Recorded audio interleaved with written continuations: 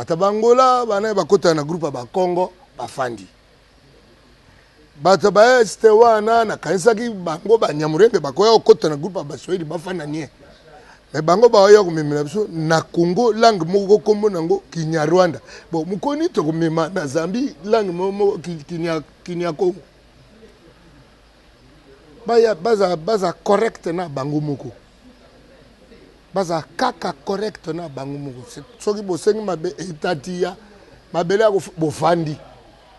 C'est comme bosenga etatia mboka na bino. On a comme mal vu. On a comme mal vu. Pour natangi moi mikande belé ya ba Charles Nana pour na makambo sa ma côté wana. Et puis déjà na ba année 82 na yokaki wana na campus. Na yoki ndenge ba projet na bango ya osala empire matuti côté kuna. Alors o baza ba congolais balingi ko vanda na ki congolais na bango kimia. Bavana kimia. O baye na Congo na idée ya komoni la congolais po congolais abini ndombolo mingi atika we ba ke congolais nyoso za muto ndombolo na cerveau te ba congolais mosusu baza bakanisa pe bakanisa musika bato ba osa makambo yo bato ba osiemisa makambo baza batu ya eleko yo nini ba otikelaka bana na bango soki batikeli bango rankini ya bana biso. Merci. Baimboka boko landa biso tozali en direct na émission Lobela biso toyambi mwana mboka Jean Goubal Kalala na kimia nyonso mwana mboka akopesa biso makanisi na ye ndenge nini lelo tokoki kotonga Kongo ya sika po Kongo ebima na libulu oyo tozana ngo na mokolo ya lelo okobenga biso to pe okokomela biso okomeli biso na numéro ezali affiché na CA télévision toko répondre yo topé invité na biso à répondre par rapport ya makambo toko tuna ye na émission ya lelo Lobela biso on a mboka Jean Goubal Kalala. Est-ce que lelo décision à dissoudre l'Assemblée nationale les alliés décision moko ya malamu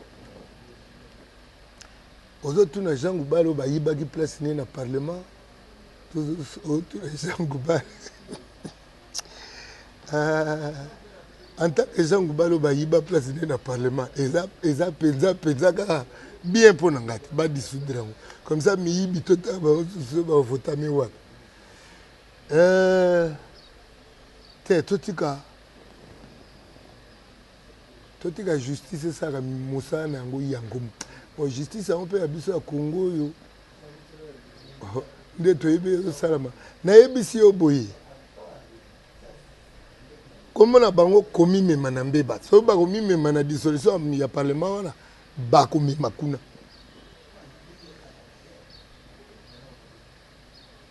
na ebite na lo banoni ko lo bana peuple ba ko landa oni parce que toye awa ndi na kombo ya peuple. En tant que Jean Goubal ba yibi esika na parlement na ko sepela pas dissoudre le parlement mais crise ekokota ekoto crise ezali yo mo crise te bato makambo otambola te makambo otambola te pona poa ya bato bazali sanga moko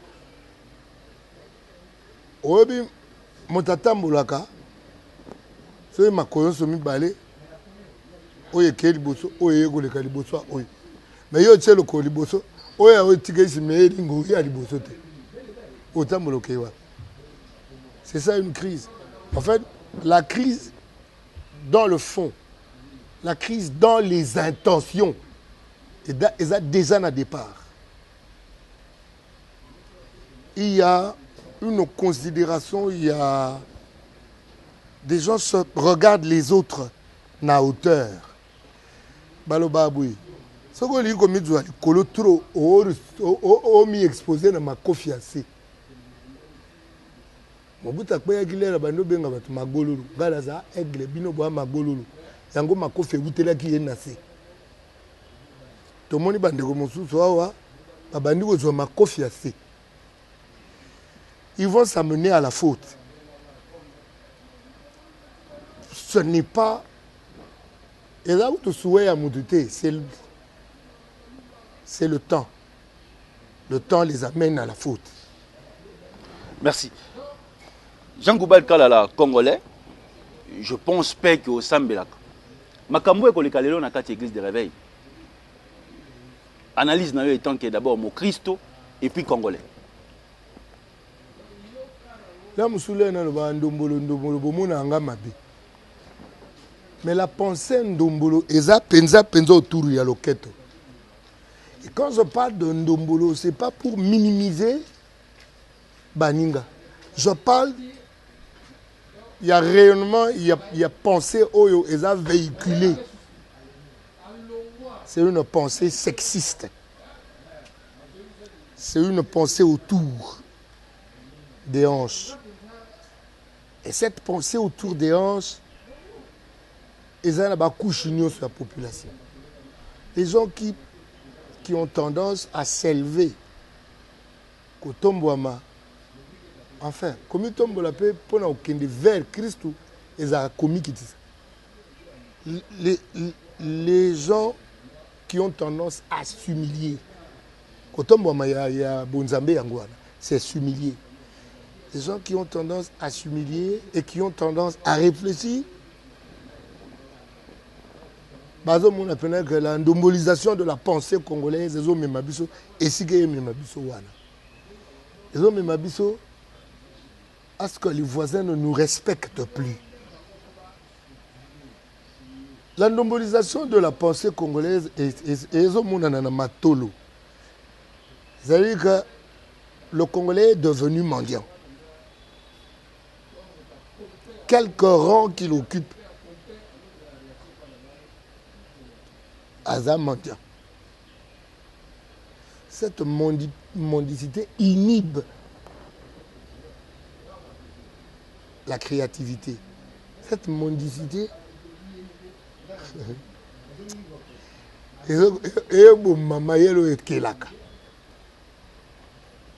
le ndombolisme demande pianga, pianga. Alors que l'homme qui pense est au-delà du pianga. C'est lui qui pire.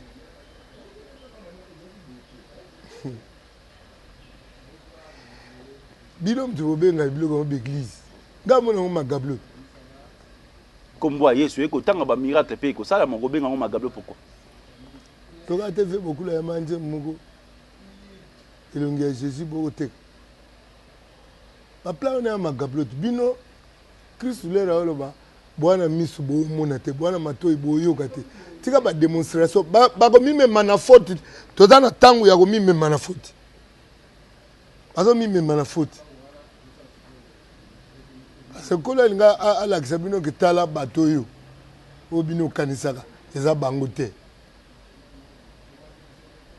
Et na wana na ba domaine na nyonso. Bato na bato bazo mime maka na faute ba reverser nde baloba. Ba reverser. Nazana acte mona sepela nango chef de l'état sala abonzela Congo na Nzambe. Mais l'intention na ya ko bonzela mboko na Nzambe c'est pour la première fois na moniam. Batumsu bazaka s'il faut ça là pacte avec le diable, je suis prêt à nini avec le diable. Bali bosono kaka ke kolo na bonzeli ombokango. C'est la personne qui représente le pays. Hein. C'est la personne qui prend les décisions na Komamboka. Ce gars le dit que na bonzeli kolomboka mbokango, c'est-à-dire que bato ba na faute, ba na faute. Bien, il kambo ko poser pe problème lelo, ezali likambo ya porte-parole opposition. Est-ce que Jean Goubal azali na makanisito pe maela ko pesa pour la désignation ya moto ko simba lobby mbende ya porte-parole opposition? Mama Kadisango na opesa este baoyoka. Ndeko. L'homme congolais est devenu malade, moralement malade, spirituellement malade. Et là, tant que conseil était, les attentes au sein de Nzambe a changé biso. Pour ça, la force qui peut changer l'homme, c'est la force divine. C'est seule la force divine qui est capable de changer l'homme en bien. Seule la force divine qui est capable de changer l'homme en bien. Alors, bisotobon, naloba likambo mwa mingi. Bana ya nzambe o bazana Congo o ba congolais ba yebite. Bazana posa ya ba acteur ya ba film ya religion te. Bazana posa ya bana nzambe o ba yebi ko kota na nkuku. Basambe nzambe ba coopérer na nzambe ba ningisi ekitini. Na posa bata ya festival et puis bah comment on appelle festival de miracles. Festival de miracles. Yom to salango bien cool. Nzambe obasambelaka. Nde akozala rendez-vous. Mais déjà Nzambe obosambelaka. Nzambe alingi. Oh yo po osambelaka parce que ce kokobima lokola moi mo pagano. Ngana bango to sambela Nzambe mote. Non. Ngana Nzambe à festival. Mon Dieu n'est pas celui-là. Le surnaturel existe, mon amboka Jangoba. Mon Dieu n'est pas celui, il y a festival de miracles. Té. Mon colo miracle Christ l'air, il y a ça mon connu na benga batuboya festival de miracles. Christ ando ya bigisi muta ebiso kenda ko yebisa mutute. Mutan kukulo kwa Christ azate.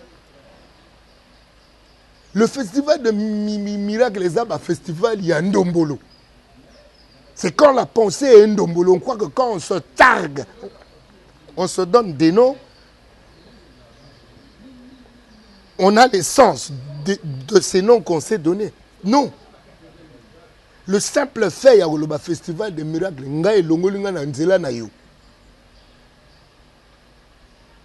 Parce que leur polo a yé, bakiti na bato soni na ye otia maboko po ayotola. Nyoka lera sotele batu baze la pola kata moto aningisi nyoka daye lera die batu ba ofuka mela otombola ba bitete naka ndekolo naka mutolo kwa bino. Mais Paul fallait ça keba nga ite nga polo ngai te. Mutasaka ba plan na yote ezankolo À travers l'homme. Mais alors yo tu te vantes au sommet dans la Bible Moussa il a encore avantage. À part elle m'a diesel a fait Eli. N'avait Eli elle m'a diesel. Pour biso ba le mbato ebi côté Moussa no bengango elle m'a diesel. C'est comme masala biso ko Eli. Maître Eli Machoucheng. Tano benga Elma. Alors c'est ko etikala na ngala mutu bon so ni ba Eli. Na kotika elle m'a diesel. Le baga neti pomba na jogo abi bino ba prophète abal bo zwa siko koni lokwa bokoki te bo sopela mai po nzambe na bino mvwa ba ba yanga ba sopi mai nzambe ya ba festival wana mvwa ba cela veut dire yo usala ba l'inspirité balance pire ba ka kombo wana moi moke pa vie beaucoup là ba caoutchouc a omoni ba biso l'air to ça ba lance pire wani l'inspire ba caoutchouc kemba mais ya caoutchouc c'est limbale ba ya mvwa ba Jangoba Kalala il peut porter parole à l'opposition na biso makambo ya conseil eza moi parce que pesa bato wana conseil ngamo na vai na kati ya parlement quand il fallait constituer le bureau bato ba komi ennemi. Le bureau est bandagi na FCC.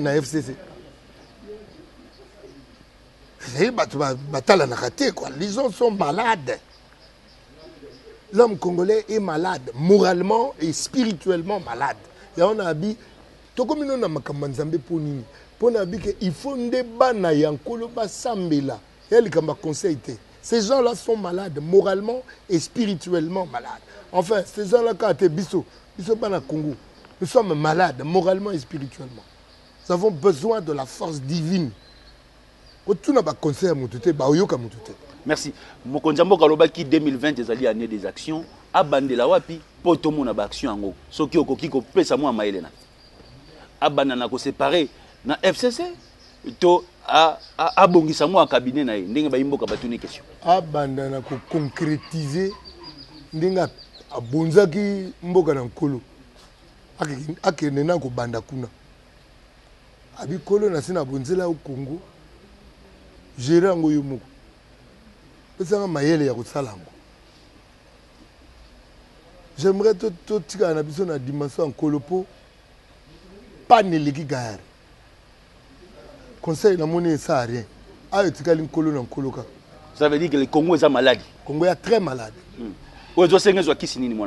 Nkolo, une force divine. Mais tout ça na basali ya Nzambe belé. Monseigneur Cardinal Fridolin Mbongo, évêque Soni Kafuta. Ozana ba kombo ebelé. Mais basali ilité. Ba kombo ebelé. Mais basali ilité. Ozana ba kombo ebelé. Ba kombo ekokani na makambo yango wana. Mais bakati ya bosali ya Nzambe on dirait mimi ba yebani pete. Merci. Po bango ba pata nkuku penza. Ndenge nini okomona la justice ekotambola lelo. Na ina ne otozui fati.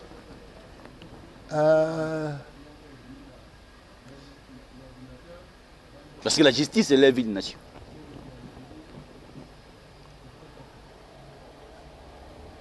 Bon, total anan, ouais. Total anan. Est-ce que l'intention a bien zali au comment il n'est pas fati pour na sa justice amboka na biso? Fati sika uta soka zana intention a bien te c'est que à côté corruption moko ya usana te parce que ya uta na creusé, il y a combat, il y a démocratie. Il a grandi dans la maison. Il y a Makambongo Lobama. Peut-être que Bano ça m'a bien été mais Lobama. Donc à Colin Nakatia, Bakumba, c'est-à-dire que nga père nga kanga maman mingi pe na mama ba ide peswana. Na yibi mo mke do ezaka ndeni. Vous comprenez?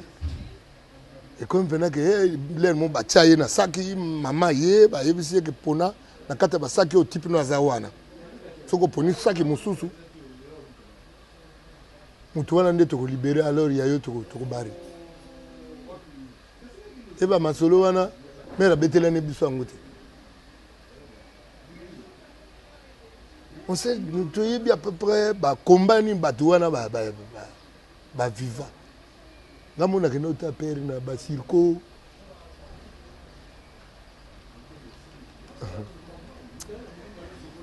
Et là moi passi au outi na ba palais à Bongo. Ba ozono ba corruption bilo mike parce que oso kembi trop. Oso kembi vi mo là na lo ba net na za na ramambo na nzela te na ebite so batu bandi mata te na ramate. Na batu msusu ba sa wana ba ne diba ba mettre so ki 13e dan. Na spirit. O mo na mutu 13e dan. J'espère que Azapena a enraciné dans la théorie à parler. Merci. Donc, on est lentement ici, Roma, vers la fin de l'émission. 11 ans après, musique congolaise, et Betarassou Silvan en Bokate, mais tout le monde, jeune frère Nayo, moi en Boka Fali, Poupa, Oyo, déjà, fiche et Bimi à Kobeta le 28 avril à Paris, à ex-Bercy, mais réaction, ils ont moins mingi, moi en Boka Jean Koubel Kalala. Est-ce que vous allez dans Maya Koloba? Petit na wendo azaki mikolo na poto na beti mbali bele. Ba sam chintu tuna ba on va beta na mikili. Ba popoli po ba beta na ba mikili. Ndenge bino bozaki ko beta liboso te na ba salo eza renommé. Nga ba sal o ya renommé na bino na beta te. Nga beta na ba sal na ga mususu. Na beta na ba sal na ga mususu. Mais musique congolaise est beta nango. Le bac ils ont ba musicien moko bo ba indexa ba onke ba beta. Oh ba cibla bango. Pourquoi?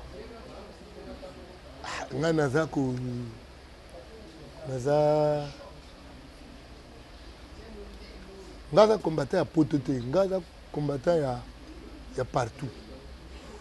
Na yeba raison te il y a des combattants, il y a o ba combattre à poto ba pexaki musique kenda kuna mais so na kanisi mo ndambo zaka nde baba ndo yemba yemba ko soutenir pouvoir eleki. Est-ce que ça dit na moi mai ya ko boaka place moto yango ekopela? Na boka mai nini ko nani fallait asala makambo nde soki pe siko ekomi na bateau basalaki te bakomi subir wana ekomi bapassion mosusu soki raison eza kaka ke bino bosalaki boye so raison eza wana alo batika ya beta soki ekoti passion parce que congolais aza na badébat moko passionné mwa mingi passion eza koguide bato ebele soki eza rationnel que topekisaki bino mpo na motif boye fali azalaki na bato wana te nga non plus nga deja bakoyembelaka wana eza lolenge na nga te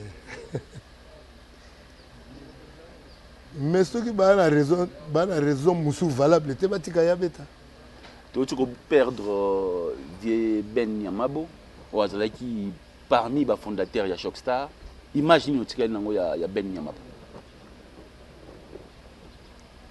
Ah, imagine mutu moko a s'occuper de na makamba musique période moko. Le gars bango pe musique na bango ezako sangana na mumbafu. A s'occuper pe na mamba mumbafu l'air moko. Voilà. Les qui n'ont adressé à Tipoti pour être en la prison. Les loges gestion à Sokoda parce que Ibsaki Biso peut outil Sokoda. Est-ce que ça va? Parce que na information assez bon tu reçois déjà salaire à 2 mois le bagi va foutre rater une émission électrique. Bon tu reçois moi salaire à 2 mois. Donc le bagi gestion est bongi moi mo 15 siko. Solo ngo vino pende obeta ngo.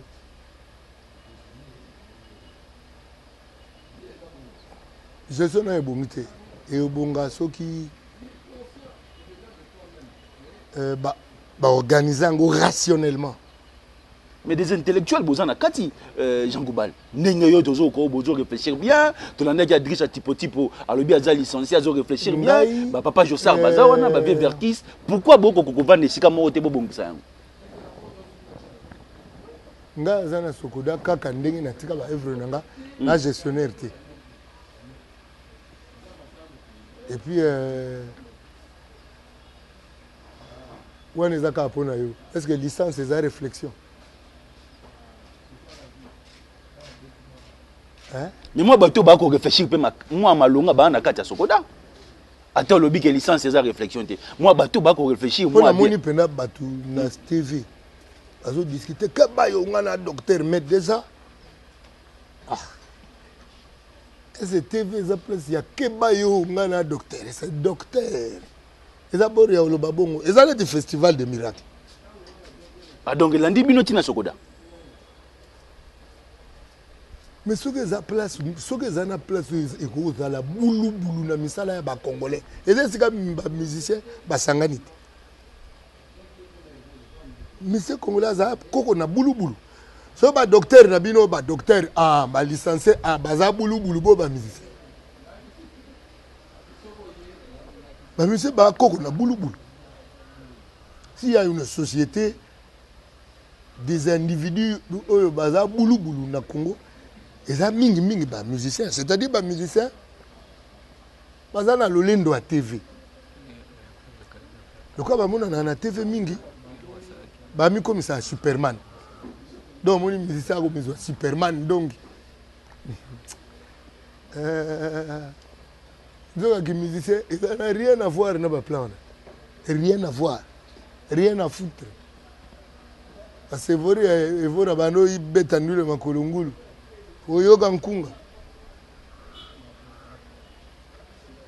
tout ça est maladie. Le peuple est maladie. Merci. Tu communes à travers l'émission, mais tu retournes aux dernières questions. Le président de la République, il fallait un stade le 24 janvier en face na bakino amerata qui est pour ça marqué le 26 c'est une initiative oyo les kinayo tonde konayo mona mboka zakaki baba su ba organiser qui mona mboka pacho panda une initiative où l'obami pe moi mingi na Kinshasa et tout moni pe moi na mboka zakai baba c'est ko salaka be mission moi ba réaction na ba plateau d'abord image lelo il y a député national topé sénateur na mboka na biso République démocratique du Congo et initiative wana ya ko bengisa mokonza mboka na stade de Martyr aso wana ba kinois est-ce que ça qui topé important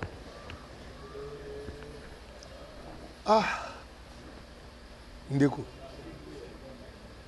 initiative union surtout et utaka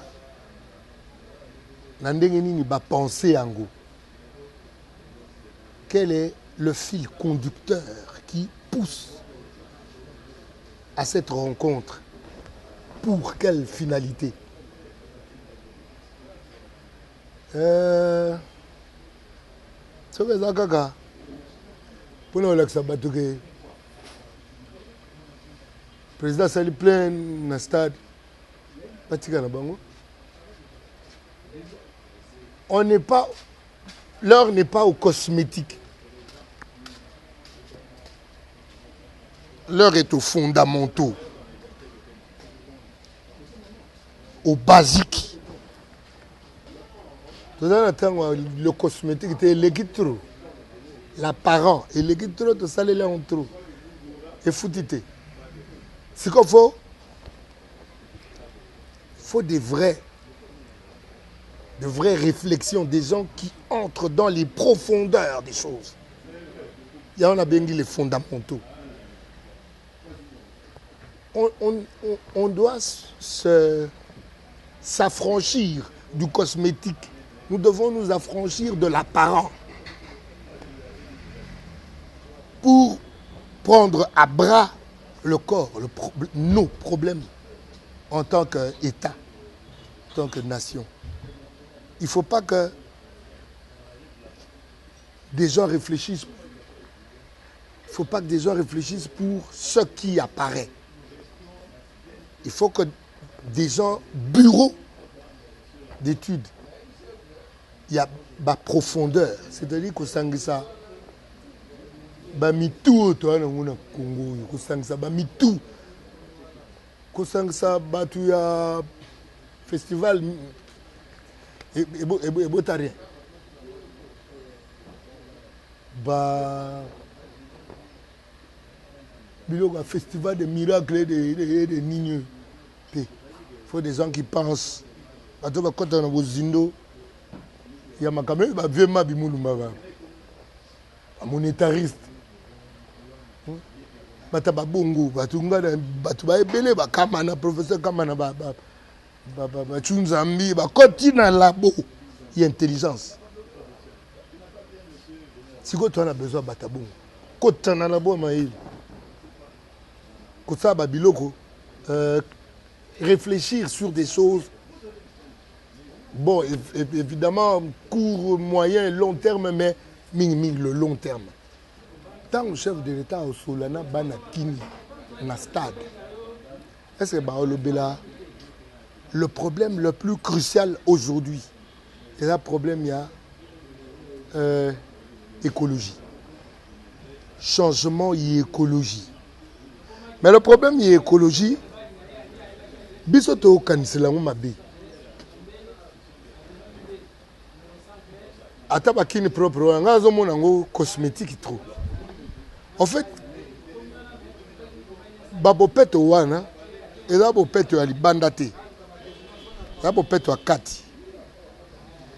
Réfléchir sur une écologie humaine d'abord. C'est-à-dire que to sokolana no moto na kati aye. To tia bopeto na kati ya makanisi ya moto. Pour ce n'est pas normal. Makanisi est normal. Ozana foulu liboso parler na yo. O monate. Il y a une certaine nécessité. Netina kasavu busoko mati sayo. Sayo hein? Sayo. Soko leki ba tera ba kimbangisa sika cimetière ça. Mais noko solo eza wana. Na te bata quartier wana. Dans les daya. ezali mpe ndemo na sosa awa na balabala ni force to sport po na confusion entre sport na force balabala ya commune ya Kasavubu avenue sport na sayo la coin wana place wana yaki solo. Donc le problème ce n'est pas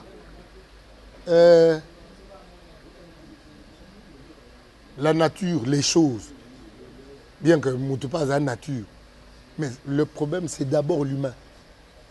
Réfléchir à l'écologie de l'humain. Il y en a dit, est-ce que ceux qui chef de l'État qui sont là, dans stade, après il faut comprendre la question de l'écologie humaine. Et que la question de l'écologie humaine, il faut réfléchir par un laboratoire où il y a réflexion, il y a pensée. Parce que tout le monde a un groupuscule. Moi, l'église, la commune, il y a une association, il y a des jeunes pour sensibiliser les jeunes à ce changement intérieur, à ce changement Yamakanisi, au Nazobenga, l'écologie humaine. Donc, je ne suis pas contre la rencontre entre le président de la République et la jeunesse quinoise. Jeune, je ne suis pas contre. Parce que un bon chef, c'est celui qui, de temps en temps, va vers ses protégés. Mais est-ce qu'ils ont une vision? Est-ce qu'ils ont un soubassement? 60 ans après l'indépendance, comment construire le Congo? Comment les lots qui Congo, Congo est une image à 5 minutes. 5 minutes est bel bon. 3 minutes. Bah député, bah sénateur. Artiste et musicien, le gars là, pour peuple, bah dans biso. Na mon page mon a souligné ki boye na chaki ba yango.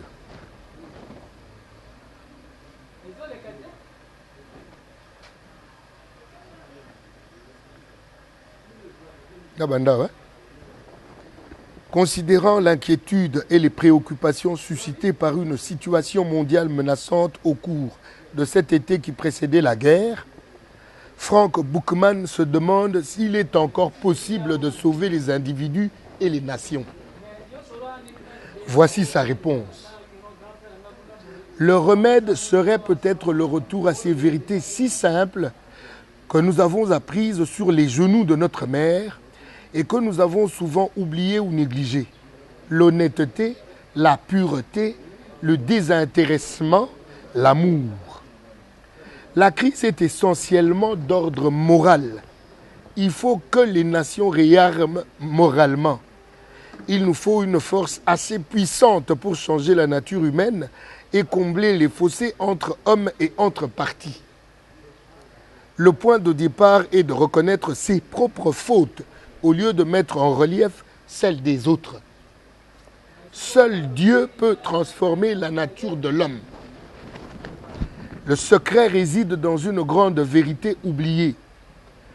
Quand l'homme écoute, Dieu parle. Quand l'homme obéit, Dieu agit. Quand les hommes changent, les nations changent. Réponse nous là.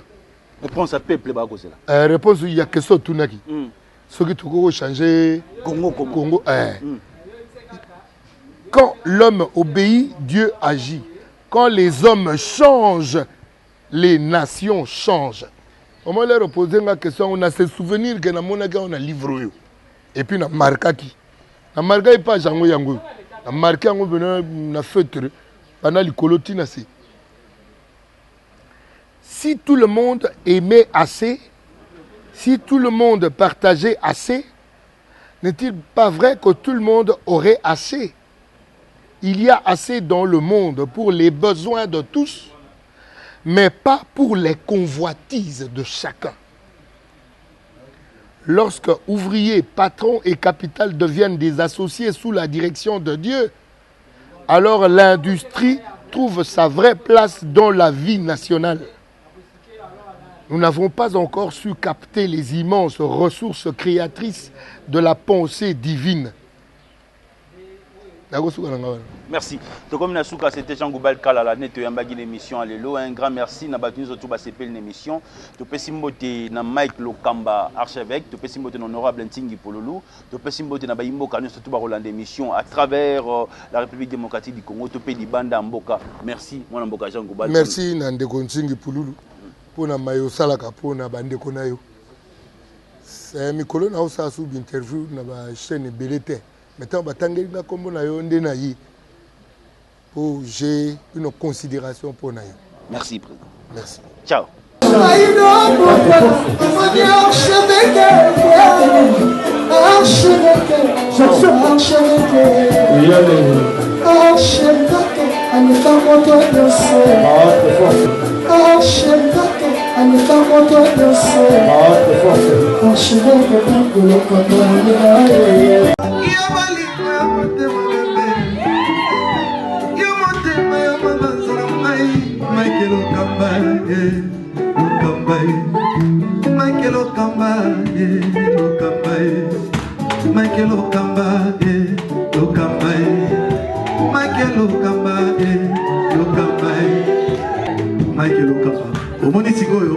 L'artiste, c'est l'improvisation. La honoré dans l'émission. Africa Elengi TV, votre chaîne, l'incontournable, la star des chaînes.